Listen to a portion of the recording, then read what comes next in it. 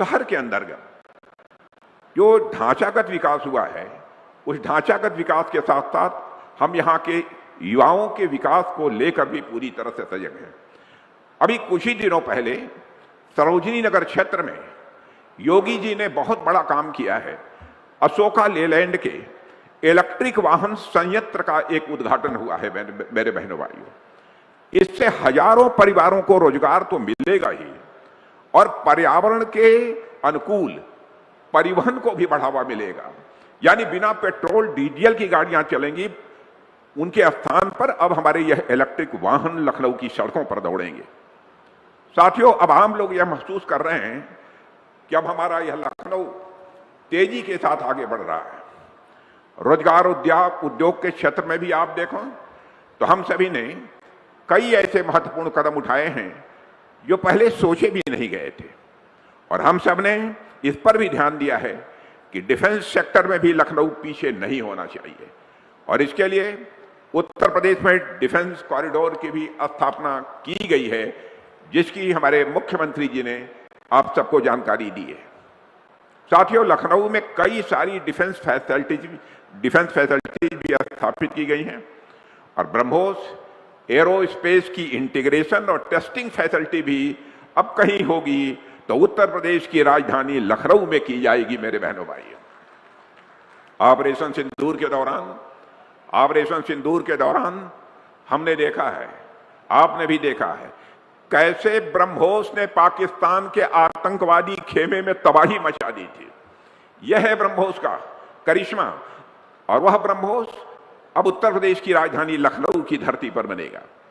हमने आतंकवादियों के कायराना कृत्य का ऐसा मुंहतोड़ जवाब दिया कि वो दोबारा ऐसा करने से पहले 10 बार मेरे बहनों भाइयों सोचेंगे कि हमें भारत पर आक्रमण करना चाहिए कि नहीं करना चाहिए। और यदि उन्होंने फिर से ऐसा कुछ करने का सोचा तो उन्हें ऐसा जवाब मिलेगा कि वे कभी भी इससे मेरे बहनों भाइयों उबर नहीं पाएंगे। मैं आपको विश्वास दिलाता हूं, और इसके आगे मैं कुछ नहीं कहना चाहता। आप सब खुद समझदार हैं। मेरे बहनों भाइयों, लखनऊ के लिए कितनी बड़ी बात है कि जिस ब्रह्मोस की ऑपरेशन सिंदूर के दौरान इतनी बड़ी भूमिका रही है, उस ब्रह्मोस का इंटीग्रेशन और टेस्टिंग फैसिलिटी लखनऊ में स्थापित हो चुकी है। इसके लिए भी मैं यहां के यशस्वी मुख्यमंत्री योगी जी के प्रति आभार व्यक्त करना चाहता हूं। दिल खोल कर उन्होंने सहयोग किया है, जितना सहयोग किया जा सकता है उन्होंने किया है। और जानते हैं, इसके कारण टेक्नोलॉजी के क्षेत्र में हमारे नौजवानों को नए अवसर भी मिलेंगे और इससे मेक इन इंडिया को भी एक बहुत बड़ी ताकत मिलेगी। साथियों, लखनऊ देश की सुरक्षा व्यवस्था को मजबूत करने में जो भूमिका निभा रहा है, उसे देखकर सचमुच यहां का जनप्रतिनिधि होने के नाते मुझे गौरव की अनुभूति होती है। राष्ट्र की सुरक्षा के लिए लखनऊ अपने यहां से सैनिक भेजता है, लखनऊ अपने यहां से संसाधन भेजता है, साजो सामान भेजता है। यहां तक कि लखनऊ ने अपना जो सांसद भी भेजा है वह राष्ट्रीय सुरक्षा के लिए ही काम कर रहा है। और मैं देश की जनता को यह भरोसा दिलाना चाहता हूं मेरे बहनों भाइयों कि राष्ट्र की सुरक्षा के लिए, राष्ट्र के विकास के लिए लखनऊ के सैनिक, लखनऊ के संसाधन और लखनऊ का सांसद सभी समर्पित भावना से काम कर रहे हैं, करते रहे हैं।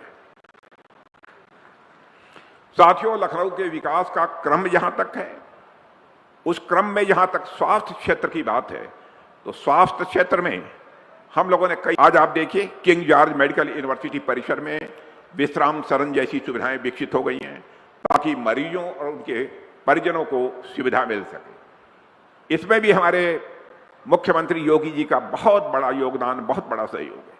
पार्क में ओपन जिम लगाए गए हैं। अब हमारे बुजुर्ग, हमारी माताएं, हमारे घर परिवार के सदस्य जब पार्कों में टहलने जाते हैं तो वहां पर टहलने जाएंगे, टहलेंगे नहीं, बल्कि वहां जो ओपन जिम लगी है अब उसमें एक्सरसाइज करेंगे और अपनी बाहों के मसल को भी जरा चुस्त दुरुस्त बनाएंगे। आप लोग कितने लोग जाते हैं यहाँ के जिम में? हाथ उठाइए तो, इधर के लोग। पीछे के लोग जिम में जाते हैं कि नहीं एक्सरसाइज करने? वाह, बहुत अच्छा। और जो कुछ पार्क शेष बचे हैं, मैं आपको यकीन दिलाना चाहता हूं उन पार्कों में भी जिम की व्यवस्था जल्दी हो जाएगी। और हमारा प्रयास यही रहा है कि विकास केवल कागज पर नहीं दिखना चाहिए, वह लोगों के जीवन में दिखाई देना चाहिए। यह हम लोगों की कोशिश रही है। आज जिस ग्रीन कॉरिडोर के उद्घाटन के अवसर पर हम लोग यहां पर एकत्र हुए हैं, यह सड़क परियोजना भी मैं मानता हूं कि लखनऊ के लिए, लखनऊ की जनता के लिए बहुत बड़ी फायदेमंद है मेरे बहनों भाइयों। और इसका कंसेप्ट, इसकी अवधारणा जो योगी जी ने दी है, मैं योगी जी इस कार्य के लिए पुनः आपकी भूरी भूरी प्रशंसा में करता हूं और लखनऊ वासियों की तरफ से आपके प्रति मैं आभार भी व्यक्त करना चाहता हूं। 28 किलोमीटर लंबे, 28 किलोमीटर लंबे इस पूरे प्रोजेक्ट की लागत जो मुझे बतलाई गई लगभग 7,000 करोड़ रुपए से ज्यादा है। और यह जो कॉरिडोर है वह दोनों रिंग रोड, शहीद पथ और किसान पथ को आपस में जोड़ेगा।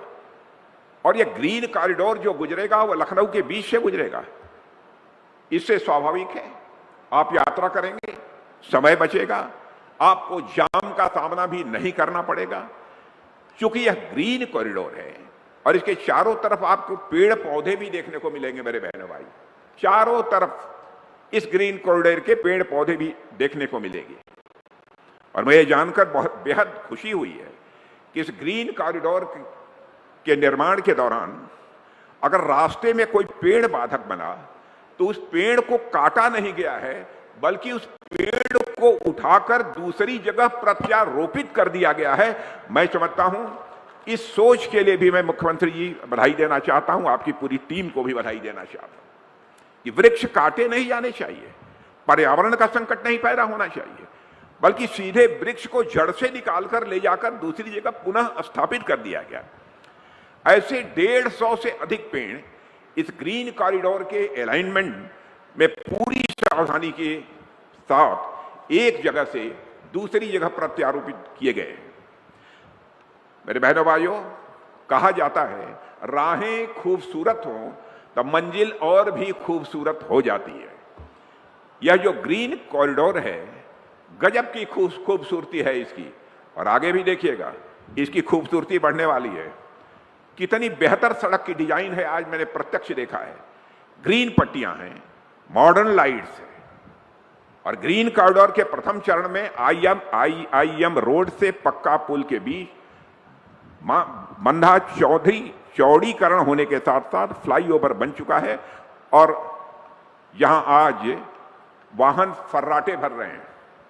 और अब परियोजना के दूसरे चरण के अंतर्गत, जैसा हमारे योगी जी ने बतलाया है, डालीगंज पुल से समतामूलक चौक तक 7 किलोमीटर के लंबाई वाले इस कॉरिडोर को आज लखनऊ वासियों को समर्पित किया जा रहा है। इसकी शुरू होने से लगभग 15 लाख की आबादी लाभान्वित होगी, 15 लाख की आबादी लाभान्वित होगी। और इसकी अगली कड़ी में समतामूलक चौक से लेकर शहीद पथ तक 10 किलोमीटर में ग्रीन कॉरिडोर का विस्तार किया जाएगा। और साथियों, इस परियोजना की एक और खास बात यह है कि इसमें सिविल और डिफेंस सेक्टर दोनों ने मिलकर काम किया है, और इस परियोजना में डिफेंस लैंड का भी एक अच्छा उपयोग हुआ है।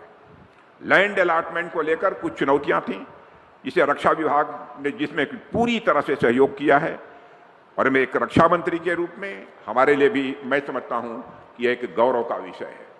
और साथियों, यह जो तालमेल देखने को मिला वह इस बात का उदाहरण है कि जब सिविल और डिफेंस सेक्टर साथ मिलकर काम करते हैं तो विकास की रफ्तार अपने आप कई गुना बढ़ जाती है। और साथियों, वैसे तो योगी जी पूरे उत्तर प्रदेश में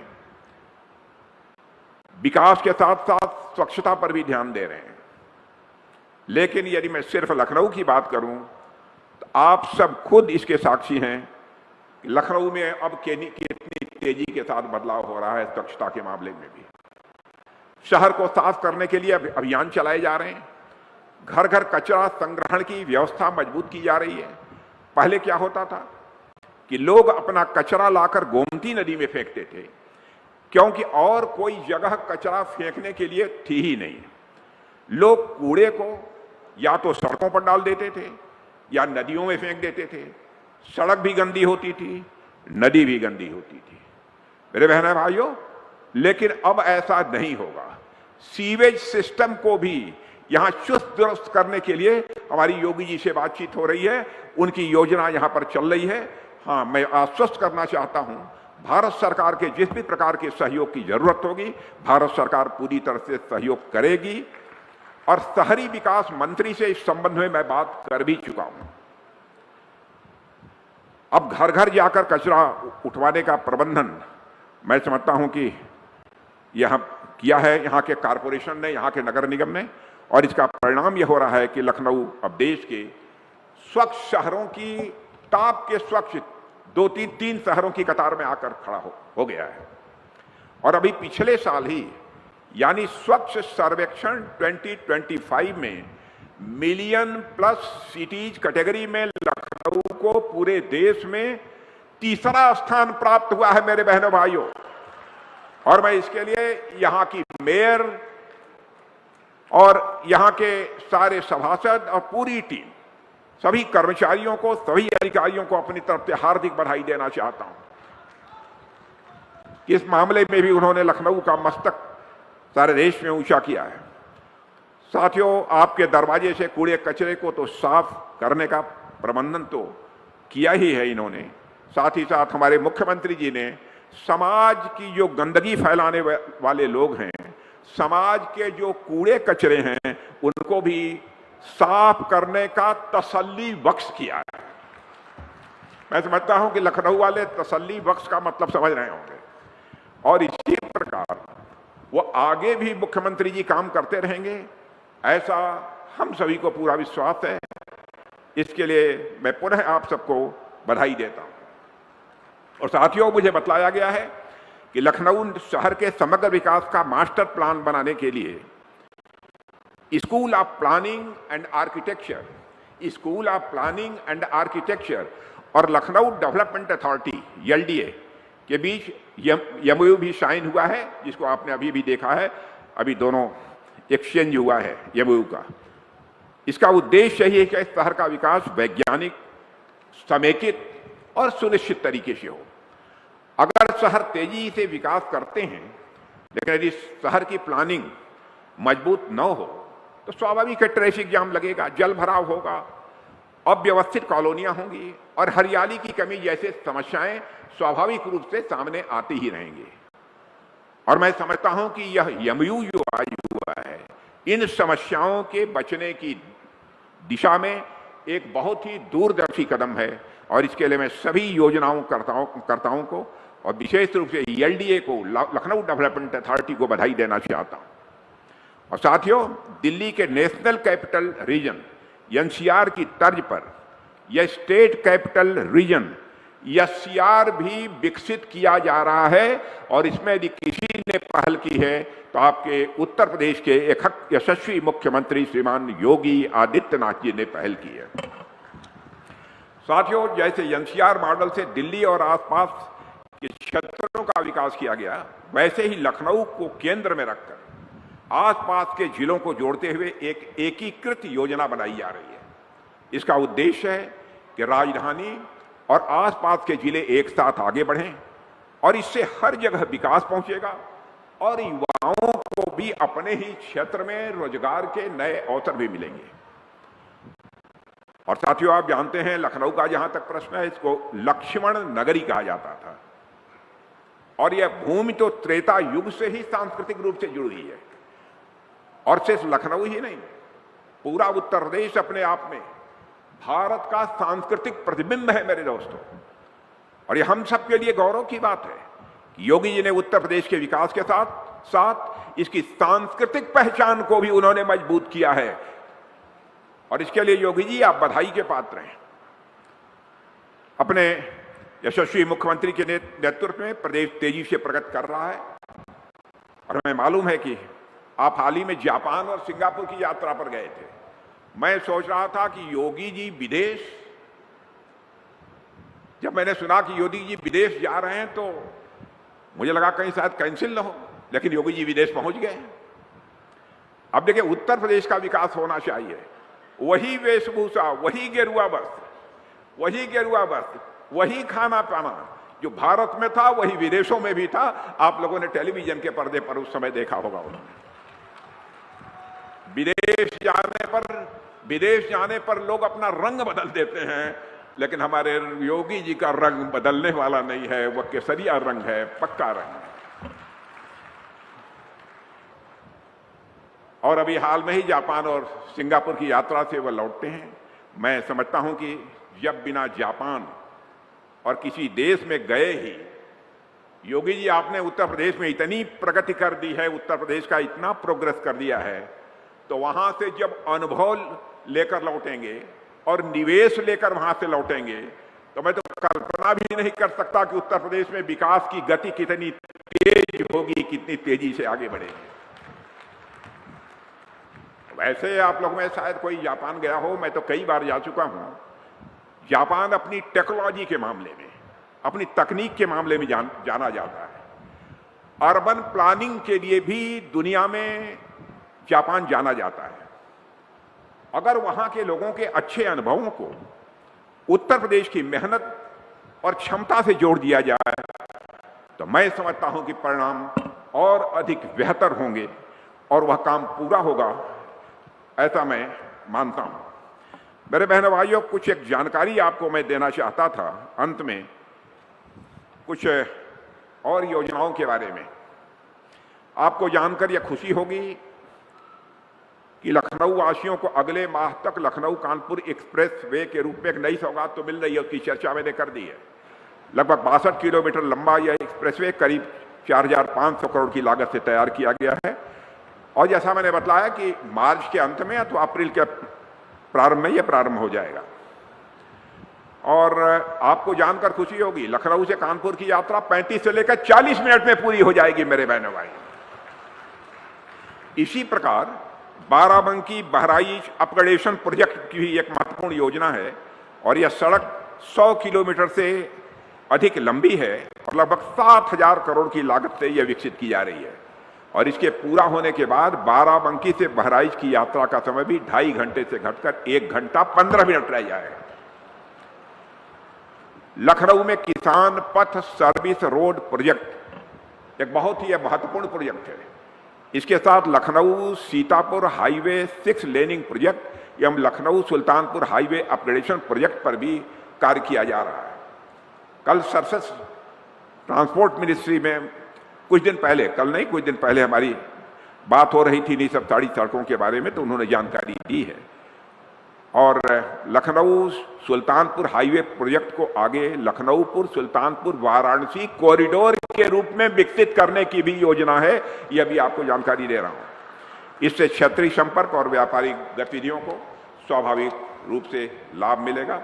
बहनों भाइयों, इस अवसर पर कुछ ज्यादा न कहते हुए, जिस प्रकार से आज ये ग्रीन कॉरिडोर का उद्घाटन हुआ है, सचमुच हम सबको बेहद खुशी है। इसके लिए मैं पुनः आप सबको हार्दिक बधाई देता हूं और उत्तर प्रदेश सरकार और उत्तर प्रदेश के मुख्यमंत्री योगी आदित्यनाथ जी के प्रति भी आभार व्यक्त करते हुए, उनकी पूरी टीम को भी इस कार्य के लिए बधाई देते हुए, शुभकामनाएं देते हुए अपना निवेदन समाप्त करता हूं। बहुत बहुत धन्यवाद माननीय रक्षा मंत्री महोदय। वर्ल्ड क्लास ग्रीन कॉरिडोर के सेकेंड